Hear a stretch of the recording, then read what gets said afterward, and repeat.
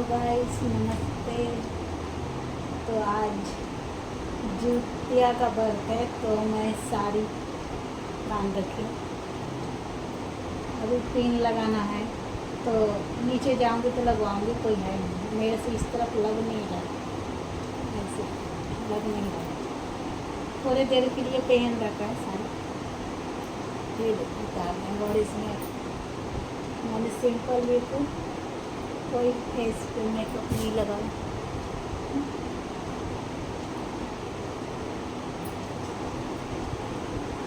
साड़ी कैसा लग रहा है?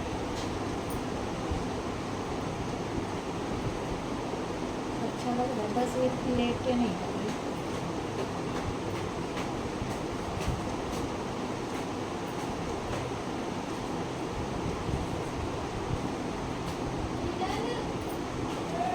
मोटी हो गई हूँ पहले से।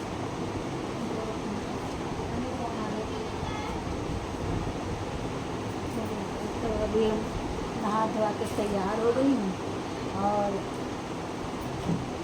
अभी जाऊंगी नीचे, पूजा होगा। तो हम लोगों ने अपनी बार पंडित को नहीं बुलाया था, खुद ही फ़ोन में सुने। वो फ़ोन करी थी पर पंडित जी ने फ़ोन नहीं उठाया, तो हम आपस में ही खुद ही अपना जुतिया के जो कथा होता है खुद ही कर लेंगे। अब कोई नहीं आएगा तो क्या कर सकते हैं, करना तो पड़ेगा ना। तो हम लोग ने यही सोचा कि अभी कर लेंगे पूजा। अभी तैयार हो रही है ना।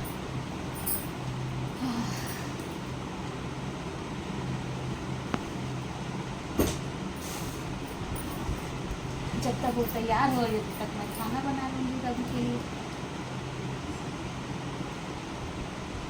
प्यास तो नहीं लग रही है, मेरे को गैस हो गया था, बहुत तेज दर्द लग रहा था, जाना पड़ेगा हॉस्पिटल। पर माता रानी आराम है, नहीं तो आज तो मैं क्या करती। मुझे लग रहा था जाना पड़ेगा हॉस्पिटल, पर मैं ठीक हूँ अभी तो। आज कंघी भी नहीं करते, जिसकी सास ससुर नहीं होते वो कंघी नहीं करते। मेरी सास आई रही तो फिर मैं कंघी क्यों कैसे करूँ? कहते हैं कंघी करो तो बाल टूटता है, कंघी तो नहीं जाता।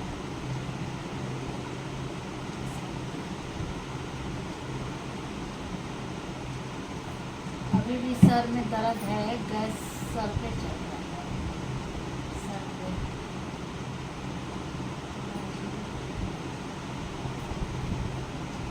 देखती हूँ खाना क्या बनाना है, खाना बना लूँगी, फिर जब कथा सुन लूँगी फिर आके आराम से लेटूँगी, थोड़े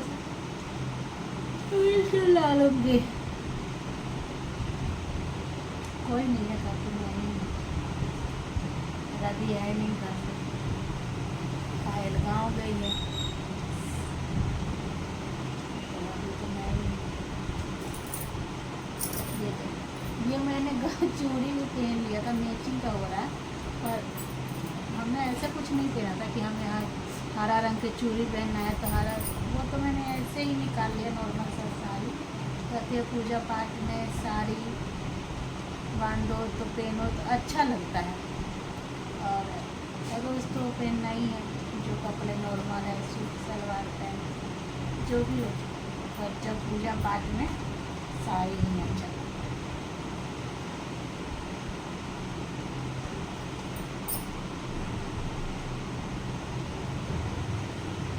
सूख जाएगा तो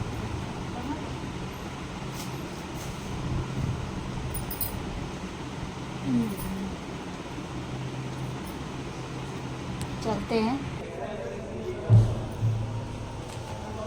तो अब मैं थाली सजा लूँ, सजा क्या लूँ, क्या ले जाना है?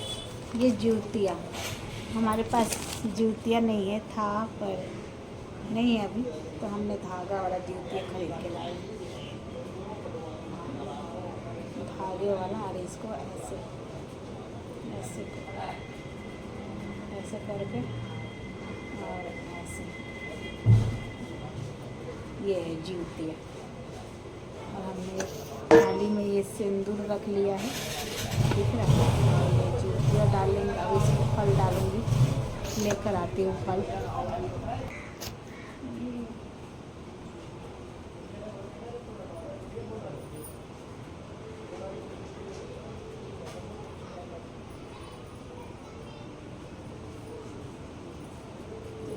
केला रख देती, 3 तो नहीं रखूँगी, 2 रख देती।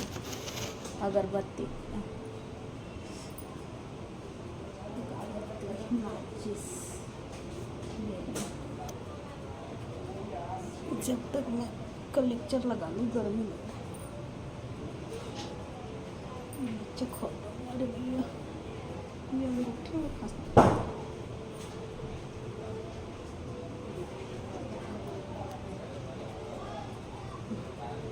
हाँ ये पैसे देने हैं रूबी के, रूबी मासी को देने हैं। ले जाओ नीचे दे दो। घर में ताला बंद कर दो, ताला बंद करूँ।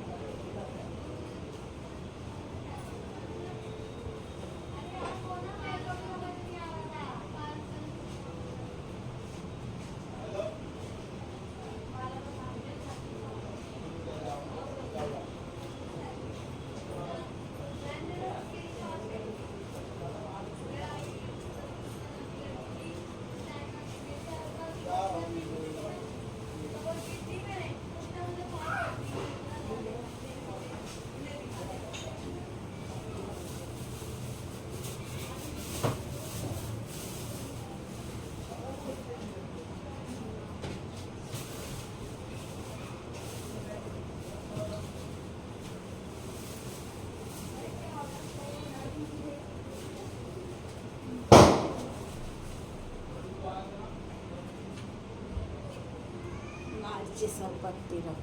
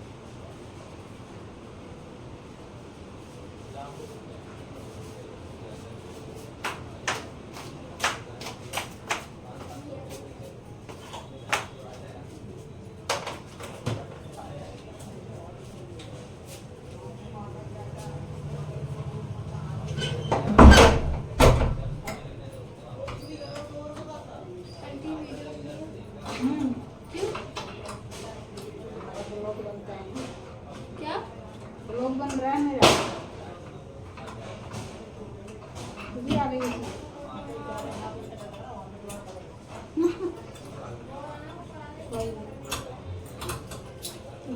करते।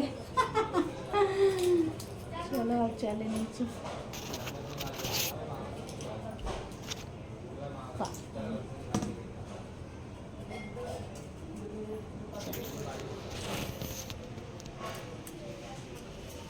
देख रही अकेले बनाना पड़ रहा है। कब से मैं तैयार हो गई हूँ, आप ही को टाइम लग रहा है। बोलो। ओहो मैडम जी तो मैडम जी तो आज झकास लग रही है, देखा।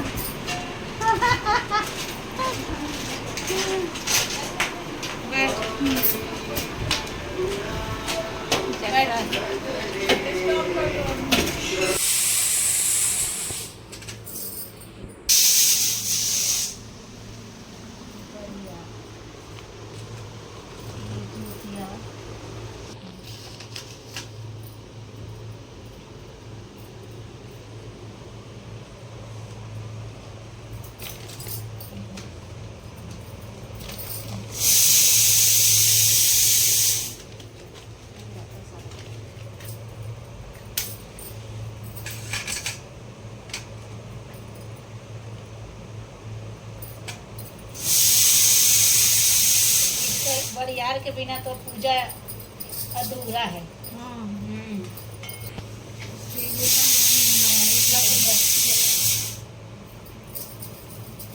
अच्छा दाल बन रहा है तो कहनी कि 2 आलू के सब्जी बना दें चावल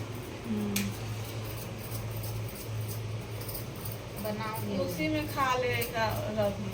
क्या खाता जाऊंगी तो बनाऊंगी बताई 9-10 बजे दाल चावल 1 गिलास दाल बनाएंगे ना रवि। हाँ हाँ खा कोई नहीं ऊपर रात हूँ दाल खिलेगा अच्छा चटक मटक खाने हैं। हाँ मैं बोली ना कि खाना वाना तुम लोग जब गए थे तो वो चिल्लाने लगा नहीं हम लोग ला के खाया ला के बताओ। सिंपल ही सही लगता है ना आधा गवा। तुम्हारा तो खूब बढ़िया है पतला सा। दीदी लाई ज्यादा दाम झाम हो जाए। हाँ ये खूब बढ़िया पतला है बोल बम जो नहीं मिलता है।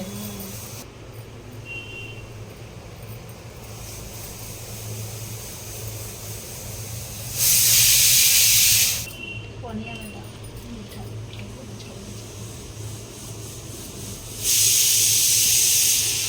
बढ़िया आदमी का चला ऐसा मतलब पंडित जी के दिया हुए करेगा छुट्टी का।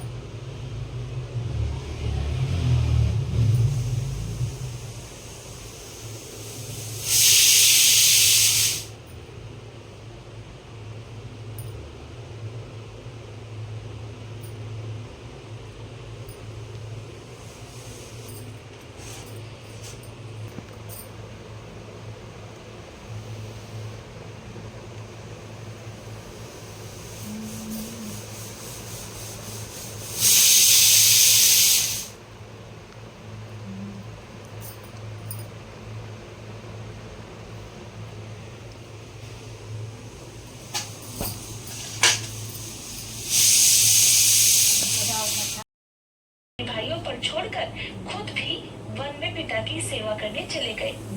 वहीं पर उनका विवाह मलयवती नामक राजकन्या से हो गया। एक दिन जब वे वन में घूमते हुए जीमूतवाहन भगवान काफी आगे चले गए तब उन्हें एक वृद्धा रोते हुए दिखी। जीमूतवाहन ने उनसे पूछा तो वृद्धा ने रोते हुए कारण बताया कि मैं नागवंशी स्त्री हूँ और मेरा एक ही लाल कपड़ा ले लिया और वे उसे लपेटकर खुद को बलि देने के लिए चुनी हुई शिला पर लेट गए। नियत समय पर गरुड़ बड़ी तेजी से आए और वह लाल कपड़े में ढके हुए जीमूतवाहन को पंजे में दबोचकर पहाड़ की ऊंची चोटी पर जाकर बैठ गए। अपने चंगुल में गिरफ्तार प्राणी की आंख में आंसू और मुंह से चीख पुकार निकलती हुई ना देखकर गरुड़ जी बड़े आश्चर्य में पड़ गए। उन्होंने जीमूतवाहन से उनका परिचय पूछा। जीमूतवाहन ने सारा वृतांत सुना दिया। तब गरुड़ जी जीमूतवाहन के बहादुरी और प्राण रक्षा करने में खुद को बलिदान देने की हिम्मत से बहुत प्रभावित हुए। प्रसन्न होकर गरुड़ जी ने उन्हें जीवन दान दे दिया तथा नागों की बलि न लेने का भी आशीर्वाद दिया। इस प्रकार जीमूतवाहन के अदम्य साहस से नाग जाति की रक्षा हुई और तब से जीमूतवाहन को भगवान के रूप में पूजा जाने लगा और तभी से पुत्र की रक्षा करने के लिए जीमूतवाहन भगवान की पूजा की प्रथा शुरू हो गई। आश्विन कृष्ण अष्टमी के दिन प्रदोष काल में पुत्रवती महिलाएं जीमूतवाहन भगवान की पूजा करती हैं। कैलाश पर्वत पर भगवान शंकर माता पार्वती को कथा सुनाते हुए कहते हैं कि आश्विन कृष्ण अष्टमी के दिन उपवास रखकर जो स्त्रियां प्रदोष काल में जीमूतवाहन की पूजा करती हैं तथा कथा सुनने के बाद दक्षिणा देती हैं, वह पुत्रों का पूर्ण सुख प्राप्त करती हैं। व्रत का पारण दूसरे दिन अष्टमी तिथि की समाप्ति के बाद यानी 9वीं तिथि में किया जाता है।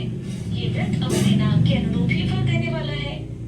अब सुनिए जितिया व्रत की दूसरी कथा। नर्मदा नदी के पास एक कंचनवटी नाम का नगर था। वहाँ के राजा का नाम मलय केतु था। उसी नर्मदा नदी के पश्चिम ओर बालूहटा नाम की मरुभूमि थी जिसमें एक विशाल पेड़ पर एक चील रहती थी। और उसी पेड़ के नीचे एक सियारिन भी रहा करती थी। हाँ ये है चील चील। और सियारिन चील- दोनों ही चील और बड़ी सियारिन। पक्की सहेलियां थी। हम्म, कुछ महिलाओं को जितिया व्रत करते देखकर एक दिन चील और सियारिन ने भी ये व्रत करने का संकल्प ले लिया ले लियो। और दोनों ने ही भगवान Shri Your skin has always been there for you. In your glowing moments, जमुदवाहन की पूजा और व्रत करने का प्रण ले लिया। हम्म, जिस दिन दोनों को व्रत रखना था, ठीक उसी दिन शहर के एक बड़े व्यापारी की मृत्यु हो गई और उनका दाह संस्कार वही मरुस्थल पर हुआ जहाँ पर वो चील और सियारिन रहती थी। मुर्दे को देखकर सियारिन को भूख लगने लगी और वह खुद को रोक नहीं पाई, जिसके कारण उसका जितिया का व्रत टूट गया। लेकिन उधर चील ने खुद पर संयम रखा और पूरी श्रद्धा और नियम से अपना व्रत पूरा किया और अगले दिन व्रत का पारण भी किया। फिर उसके बाद अगले जन्म में दोनों सहेलियों ने पुत्री के रूप में एक ब्राह्मण परिवार में जन्म लिया। उनके पिता का नाम भास्कर था। चील बड़ी बहन और सियारिन छोटी बहन बनी। बड़ी बहन का नाम शीलावती रखा गया और उसका विवाह बुद्धिसेन के साथ हो गया। छोटी बहन का नाम कपूरावती रखा गया और उसका विवाह उसी शहर के राजा मलय केतु से हो गया और छोटी बहन कपूरावती इस प्रकार कंचनवटी नगर की रानी बन गई। अब भगवान जीमुतवाहन के आशीर्वाद से बड़ी बहन शीलावती को 7 पुत्र हुए, लेकिन इधर कपूरावती के बच्चे जन्म लेते ही मर जाते थे। कुछ सालों के बाद शीलावती के 7 पुत्र बड़े हो गए और राजा के दरबार में कामकाज करने लगे। उन्हें देखकर कपूरावती के मन में ईर्ष्या और जलन की भावना पैदा हो गई। इस ईर्ष्या की भावना में एक बार कपूरावती ने राजा से कहकर शीलावती के 7 बेटों के सिर कटवा दिए। फिर उन 7 सिरों को साथ में बर्तन में डालकर ढक दिया और शीलावती के पास भिजवा दिया। ये सब देखकर जिमुतवाहन भगवान ने मिट्टी की सहायता से 7 भाइयों के सिर बनाए और सभी सिरों को धड़ से जोड़कर उन पर अमृत छिड़क दिया, जिसके कारण वे 7 भाई फिर से जीवित हो गए और खुशी खुशी घर लौट आए। रानी ने जो कटे सर भजवाए थे वो सब फूल बन गए। कपूरावती इधर बच्चों की मृत्यु का समाचार पाने को बड़ी बेचैन थी, लेकिन जब उसे इस बात का पता चला कि उसकी बहन के सारे बच्चे तो जीवित हैं, तब वह अपनी बड़ी बहन के घर गई और वहाँ सबको जीवित देखकर आश्चर्य में पड़ गई और बेहोश हो गई। कैसे जलती है। जब कपूरावती को होश आया, तब उसने अपनी बड़ी बहन से सारी सच्चाई बता दी और अपनी गलती का प्रायश्चित भी किया। भगवान जिमुतवाहन की कृपा से बड़ी बहन को पूर्व जन्म की सारी बातें याद आ गई और वह अपनी छोटी बहन को उसी पेड़ के नीचे लाकर पूर्व जन्म की सारी बातें सुनाने लगी, जिसे सुनकर कपूरावती फिर बेहोश हो गई और मर गई। जब राजा को इस बात की सूचना मिली तो उन्होंने उसी जगह पर उसी पेड़ के नीचे कपूरावती का दाह संस्कार कर दिया। अब सुनिए जितिया व्रत की एक और कथा, जो कि इस दिन जरूर सुननी चाहिए। एक बार 2 बहनें थी जिनका नाम था चूलिया और सियरिया। हाँ, चूलिया बहुत चूलिया मेहनती सियरिया थी वाला। और गरीब भी थी चूलिया और वह सियरिया। मजदूरी करके अपना और अपने बच्चों का पेट पालती पेट थी। पालती थी, हाँ। लेकिन सियरिया गलत आचरण वाली थी, जो हमेशा मौज और ऐश वो करती थोड़ा थी अलग था। और चूलिया से जलती भी थी। हाँ। हर वक्त सियरिया ये सोचा करती कि चूलिया इतना खुश कैसे रहती है। चूलिया की हंसी खुशी सियरिया से सहन नहीं हो पाती थी, जिसके कारण सियरिया चूलिया के संतानों को सताने का कई बार प्रयास कर चुकी थी और कई बार उसके बच्चों को खत्म करने की कोशिश भी कर चुकी थी। लेकिन चूलिया की तपस्या और व्रत के कारण उसके बच्चे हमेशा सुरक्षित बच जाया करते थे। एक दिन सियरिया चूलिया के सभी बच्चों को लेकर जंगल में लकड़ी चुनने के लिए लेकर गई और वहाँ जंगल में लकड़ियाँ चुनते चुनते जब बच्चे थक गए तो थोड़ी देर के लिए सो गए। बच्चों को सोता देख सियरिया ने सभी बच्चों का सिर काट दिया और टोकरी में रखकर वापस घर आ गई और चूलिया को वह टोकरी भेंट में दे दी और कहने लगी, दीदी मैं जंगल से आपके लिए नारियल लाई हूँ, बच्चों को खिला देना। चूलिया ने उस टोकरी को उठाकर देखा नहीं और किनारे पर रख दिया और अपने बच्चों का इंतजार करने लगी। जब शाम से रात हो गई और उसके बच्चे वापस नहीं आए तब वह बहुत परेशान हुई और बहुत ही करुण स्वर में जोर जोर से रोने लग गई। करुणा भरी पुकार को सुनकर, उसके रोने चिल्लाने को सुनकर देवी पार्वती जी से और भगवान शंकर से रहा नहीं गया। तब देवी पार्वती जी ने महादेव जी से कहा, हे प्रभु, कोई दुखियारी बहुत रो रही है, उसके रोने में बहुत दर्द छुपा हुआ है, ये मुझसे सहन नहीं हो पा रहा। प्रभु, हमें चलकर देखना चाहिए कि कौन रो रहा है और क्यों रो रहा है। तब महादेव जी कहने लगे, देवी, ये मृत्यु लोक है और यहाँ पर ये सारी साधारण सी बात है, लेकिन पार्वती जी की हट के कारण महादेव जी को उनके सामने झुकना पड़ा और चूलिया के पास जाकर उसके रोने का कारण पूछने लगे। महादेव जी के पूछने पर चूलिया ने अपने रोने का सारा कारण विस्तार से बता दिया। शंकर जी ने जब ध्यान लगाया तो उन्होंने चूलिया के बच्चों को जंगल में मृत पाया। ये जानकर देवी पार्वती बहुत दुखी हुई। तब उनके अनुरोध पर भगवान शंकर ने उन बच्चों को पुनर्जीवित कर दिया। बच्चे नींद से उठकर मौसी को ढूंढ रहे थे, लेकिन मौसी वहाँ पर थी नहीं। बच्चे डर कर किसी तरह भटकते भटकते घर पर आ गए और उनकी मौसी ने उनके साथ जो कुछ किया था अपनी माँ के सामने सच सच बता दिया। ये सब सुनकर चूलिया सियारिया के पास जाकर लड़ने लगी कि तुम मेरे बच्चों को जंगल में अकेला छोड़कर क्यों आई। दोनों बहनों में लड़ाई शुरू हो गई और ये लड़ाई 7 दिन 7 रात तक चलती रही, किंतु इस लड़ाई का कोई हल नहीं निकला। जिसके बाद दोनों ने उस जंगल में एक तपस्वी को घटना सुनाई। घटना को सुनने के बाद तपस्वी ने दोनों को आदेश दिया कि तुम दोनों जाकर पास में खेल रहे बच्चों को बाल से पकड़कर घसीटते हुए मेरे पास लेकर आ जाओ। उसके बाद मैं निर्णय करूंगा। चूलिया बच्चों की माँ थी, उससे बच्चों की पीड़ा देखी नहीं जा सकी। उसने महात्मा के वचनों का पालन नहीं किया। उधर सियरिया दौड़ती हुई गई और खेलते हुए बच्चों को बाल से पकड़कर खींचकर ले आई। उसको तो आ रहे जिसके हैं बाद तपस्वी ने सियरिया को ये श्राप दिया कि हर जन्म में इसी प्रकार तो सदैव जलती रहेगी और दुखी होती रहेगी। जो महिला किसी बच्चे की पीड़ा और माँ की ममता को नहीं जानती, जीवन भर धरती पर दुख भोगने के अलावा और कुछ नहीं कर पाएगी। नहीं कर पाती। अब सुनिए जितिया व्रत की चौथी पौराणिक कथा। 2 रोको बहनें ना, थी, रोको। जिनमें एक का नाम सुखिया इतना सुन लिए है ना।